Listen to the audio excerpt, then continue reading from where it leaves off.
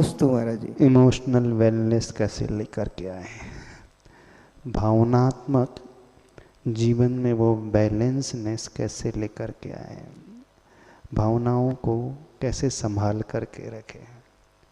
अभी जिस विषय को हम कह रहे थे, आप लोग जिनसे जुड़े हुए हों, जिन्हें अपना मान रहे हों, अभी आप लोगों ने सही पहचान की ही नहीं है। जुड़ना ही है तो उनसे जुड़ो जो हमें सही रास्ता दिखा सके।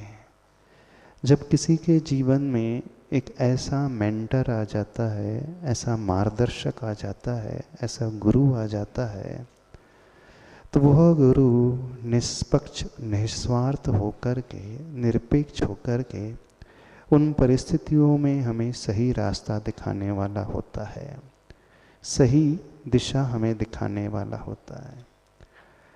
अपनी परिस्थिति में रहते हुए भी हम कैसे अपने उन संबंधों को व्यवस्थित बना करके रखें, क्योंकि आज आप सिर्फ मैनेज कर रहे हो, जो संबंध आपने स्थापित कर लिए हैं बड़े सुपरफिशियल हैं, उथले उथले हो गए हैं, वो बुरा ना मान जाए इस कारण उसे संभालने में लगे हुए हैं।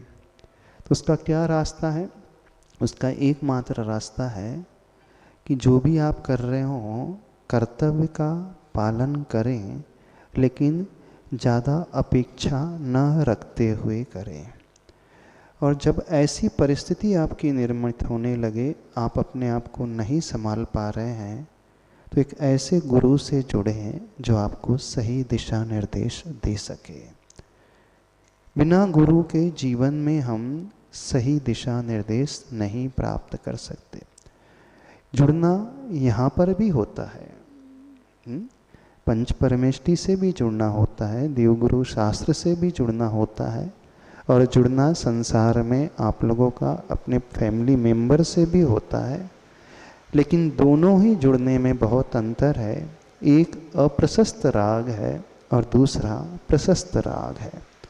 प्रशस्त राग में हम जब गुरु के चरणों में समर्पित हो जाते हैं तो गुरु हमें हर परिस्थिति में संभालने वाले हो जाते हैं। वे हमारे मन को हल्का करने वाले भी हो जाते हैं। वे हमारी बात सुनने वाले भी होते हैं और समझने वाले भी होते हैं। क्यों होते हैं? क्योंकि उनकी कोई अपेक्षा नहीं होती है। लेकिन जिनके साथ आप रहते हैं, पूरे एक परिवार में हर व्यक्ति एक दूसरे से ढेर सारी अपेक्षा और स्वार्थ लेकर के जीता है। आपका संसार जो है, आपका परिवार है, वह सिर्फ स्वार्थ की ही नींव पर टिका हुआ है ना। आप जिसे कह रहे हैं कि हमारे रिश्ते हैं, कोई रिश्ता वगैरह नहीं है।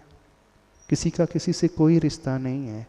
न पति का पत्नी से रिश्ता है, न पत्नी का पति से रिश्ता है, न माँ का बेटे से रिश्ता है, न बेटे का माँ पिता से रिश्ता है।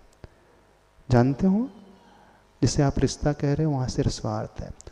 पत्नी पति तक, पत्नी जो है पति का तभी तक रिस्पेक्ट करती है जब उसकी वो सारी नीड्स फुलफिल करता रहता है, और पति भी पत्नी को तभी तक चाहता है जब वो सारी अपेक्षाओं को पूर्ति करते रहता है। जिस दिन पति उतना कैपेबल नहीं रहता है, आर्थिक रूप से सक्षम नहीं रहता है, तो भी देखना क्या स्थिति होती है। तो आप कहते अवश्य हो कि पति पत्नी का रिश्ता है, पर मूल रूप से वो एक स्वार्थ का रिश्ता है। माँ भी एक उस बेटे को बेटा इसलिए कहती है, वो पढ़ाती लिखाती पैरों पे खड़ा करती है, तो उसका भी स्वार्थ है कि बुढ़ापे में मेरे काम में आएगा।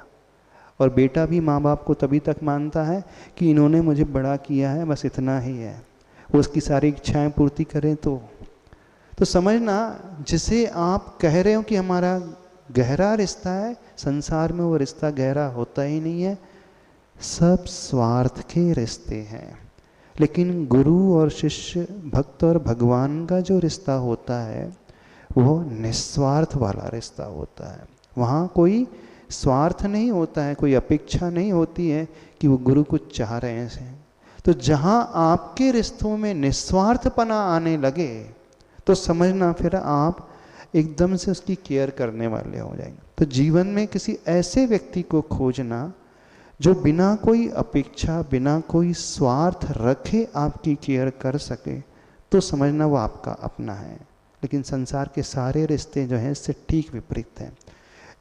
पंच परमेष्टि, इनसे राग, इनसे जुड़ाव प्रशस्त इसलिए कहा जाता है क्योंकि इनके पास आने से हमें सही रास्ता मिलता है और उनका कोई स्वार्थ नहीं होता है। तो जीवन में कोई ऐसे गुरु को अवश्य बनाओ जिनके चरणों में बैठ कर के आप अपने मन को हल्का कर सकते हैं।